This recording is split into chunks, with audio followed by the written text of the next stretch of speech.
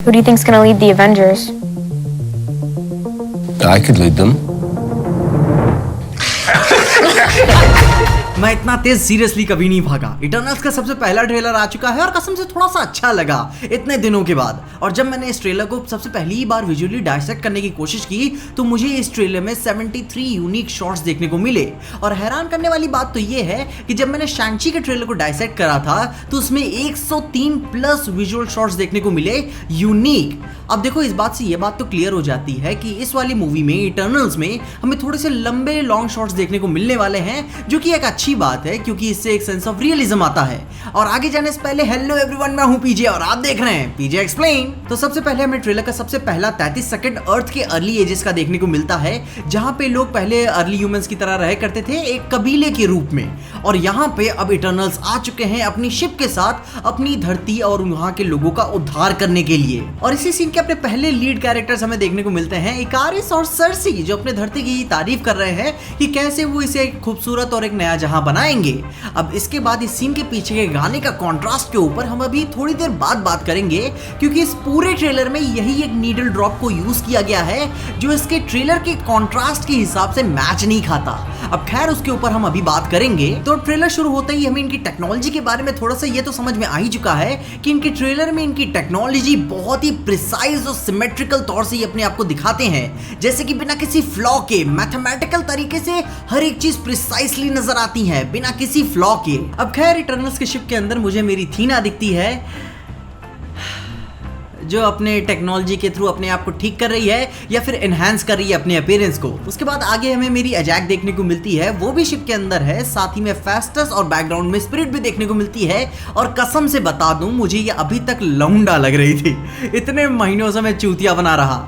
मैं बात बता देता हूं, मार्वल क्लियर डिस्टिंक्शन दिया करो, समझ में नहीं आता कि कौन क्या है। अब देखो, तुमको पता ही है कि आईपीएल कैंसिल हो चुका है, लेकिन अभी भी बहुत से मैचेस और टेस्ट मैचेस चल ही रहे हैं। इसके अलावा कई सारे फुटबॉल, बास्केटबॉल और स्पोर्ट्स इवेंट्स भी हैं, जहां से आप पैसे बना सकते हो सिंपल और फन गेम्स खेल के। 1x बहुत रिलायबल है और आपको ऑनेस्टली विनिंग्स रिसीव होंगी, जहां पेटीएम और बैंक से इजीली विड्रॉ कर सकते हो। और सिर्फ मेरे सब्सक्राइबर्स के लिए आपको $100 आपके पहले डिपॉजिट पे मिलेंगे और इनके लिंक और प्रोमो कोड आपको नीचे ही कमेंट्स में मिल जाएंगी। अब खैर शिप के बाहर आते ही हमें ये देखने को मिलता है कि इटर्नल्स अब धरती का उद्धार करना चालू भी कर दिए हैं। पानी निकालना, मैकेनिज्म बिल्ड करना, फार्मिंग सिखाना, कम्युनिटी फार्मिंग सिखाना, टूल्स प्रोवाइड करना, और ये सब सिखाना चालू कर दिए हैं। और ये सब देख के अपनी सर्सी देख के खुश भी हो रही है, चेहरे से देख के पता चल ही जाता है। और वैसे ही जैसे धरतीवासी इटर्नल्स को और उनकी चीजों को अपनाते जा रहे हैं, तो इटर्नल्स भी धरतीवासियों जैसा बनने में अपना योगदान दे रहे हैं, क्योंकि अल्टीमेटली उन्होंने ही तो इसे अपना घर चुना है।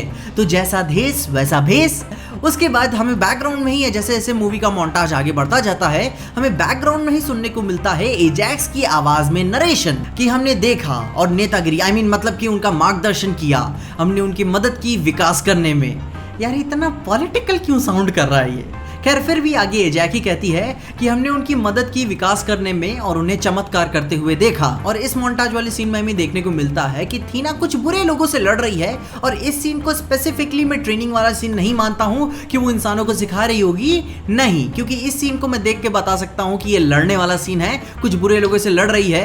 क्योंकि ये सीन अगर बैकग्राउंड में अगर आप ध्यान से देखोगे तो पता चलेगा कि ये सीन कपड़ों की रंगाई के लिए इस्तेमाल होता है। और इसके भी बैकग्राउंड में अगर आप देखोगे तो पता चलेगा कि काफी सारे सामान टूटे पड़े हुए हैं। और अगर आप इस सीन के अपर राइट साइड में ही देखोगे तो आपको पता चलेगा कि यहाँ पे एक गुम्बदनुमा कंस्ट्रक्शन आपको देखने को मिलेगा। और इस तरह का कंस्ट्रक्शन ज्यादातर मिडिल ईस्टर्न कंट्रीज और इंडिया जैसी कंट्रीज में ही हमें देखने को मिलते हैं। और हम यहाँ पे इंडिया ही लेके चलते हैं, क्योंकि इसके अगले ही सीन में हमें देखने को मिलता है कि पुरानी सभ्यता वाले भारतवासी यहाँ पे किसी के आगे झुक रहे हैं, मोस्ट प्रोबेबली इटर्नल्स के आगे ही, क्योंकि उन्होंने कुछ अच्छा किया होगा। और ये बात मैं क्लियरली कैसे कह सकता हूँ कि ये इंडियंस हैं, तो भाई इनके कपड़े देखो यार, ये बात तो हम क्लियरली ही कह सकते हैं। मगर इधर पिक्चर की स्टोरी लाइन को लेकर एक इंटरेस्टिंग सी बात हमें यहाँ नजर आती है कि जब इधर की गरीब साइड वाले लोग इटर्नल्स के सामने झुके हैं, तो हमें एक उसके बाद एक बड़ा सा एरियल शॉट देखने को मिलता है, जहां पे नजर आ रहा है कि कम्युनिटीज डिवाइडेड है। और ये बात नजर आता है कि दीवार के आगे की तरफ लोग ज्यादा सुख समृद्ध हैं और दीवार के पीछे की तरफ लोग ज्यादा ही गरीब हैं। अब भाई देखो, इंडिया में कम्युनिटीज को लेकर डिफरेंसेस तो काफी सारे हैं, जिनके बारे में हम ये अंदाजा लगा ही सकते हैं कि क्या क्या कारण रहे होंगे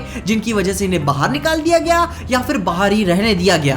और देखो मैं इन सब बातों पे ज्यादा डीप में चर्चा नहीं करना चाहता क्योंकि ज्यादा ही ये कंट्रोवर्शियल हो जाएंगी और मैं ये भी नहीं चाहता कि यूट्यूब मेरे चैनल को टूब कर दे। फिर हमें आगे के सीन में मैकरी देखने को मिलती है जो कि कॉमिक्स में तो लड़का है मगर मूवी में लड़की। खैर फिर भी इसकी सुपर पावर है सुपर स्पीड और मैं बता दूं ये सुन नहीं सकती और एमसीयू की सबसे पहली बधिर सुपर हीरो और इसकी इतनी तेज किताबें पढ़ने की क्षमताओं से हम ये बात तो बता ही सकते हैं कि ये बहुत ही इंटेलिजेंट होगी। मगर फिर भी यार हमारा चिट्टी रोबो तुमसे ज्यादा तेज किताबें पढ़ सकता है।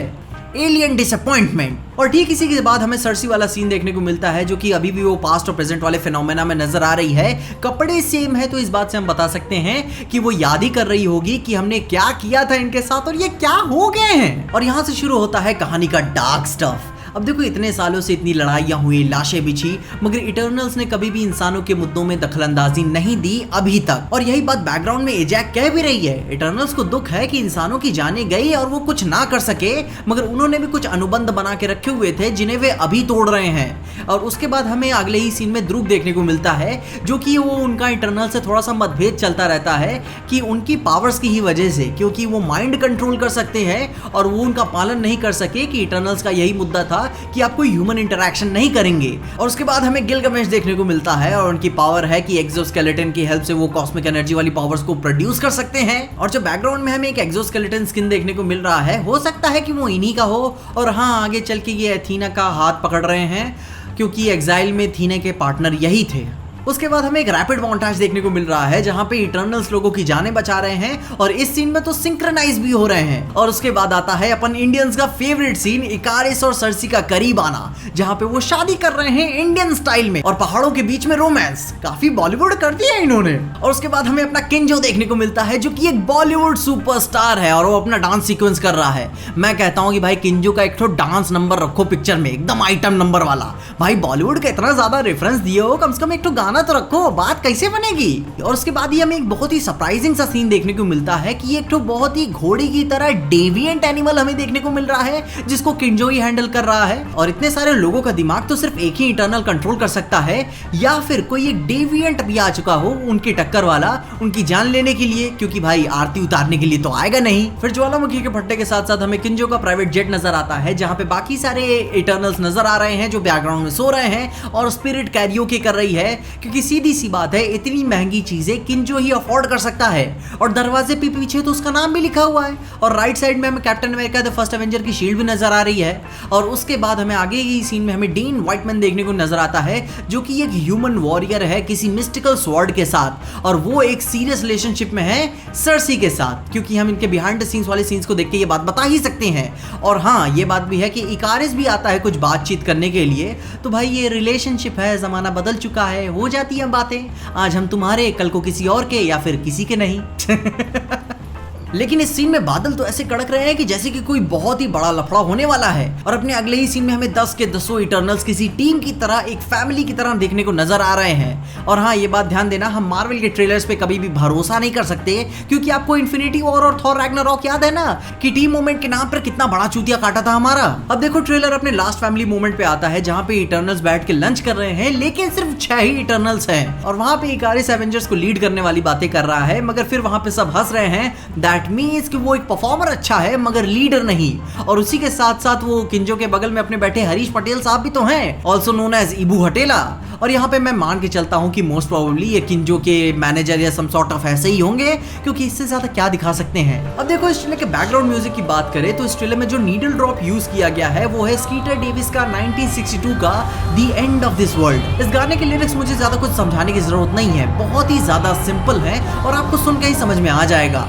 मगर यहाँ पे एक बात ये गौर करने वाली है कि क्लोई ज़ाओ चाहती तो यहाँ पे कुछ और गाने यूज कर सकती थी, क्योंकि यहाँ पे वर्ल्ड बिल्डिंग वाली ये पिक्चर है ना, दुनिया फिर से खड़ी हो रही है, कहानी तो यही है, तो दुनिया खत्म करने वाला गाना क्यों कि अब दुनिया का अंत आ चुका है। अब देखो यहाँ पे चाहती तो वो फिर से कुछ और गाना यूज कर सकती थी, मगर उन्होंने नहीं किया, क्योंकि शायद बात कुछ और भी ज्यादा डीप है, वो तो पिक्चर देखने के बाद ही पता चलेगा। उसके अलावा ये पूरा ट्रेलर देखने के बाद मुझे इस ट्रेलर की वाइब एक बिग ग्रैंड फैमिली की तरह आ रही है कि कैसे वे अलग हुए, फिर कैसे वे अंत में साथ हो जाएंगे वगैरह वगैरह। और भाई फैमिली वाला कॉन्सेप्ट तो आप समझ ही सकते हो कि हर शख्स की आखिरी मंजिल तो घर ही होता है, और ये वाला कॉन्सेप्ट को ज्यादा समझने की जरूरत नहीं है, ये वाला कांड तो हम सब जानते हैं, फास्ट एंड फ्यूरियस हमेशा से हमें ये समझाता आ रहा है। इसके अलावा तुम्हें ये ट्रेलर कैसा लगा? मुझे इसका कलर वेरिएशन थोड़ा सा फीका लगा।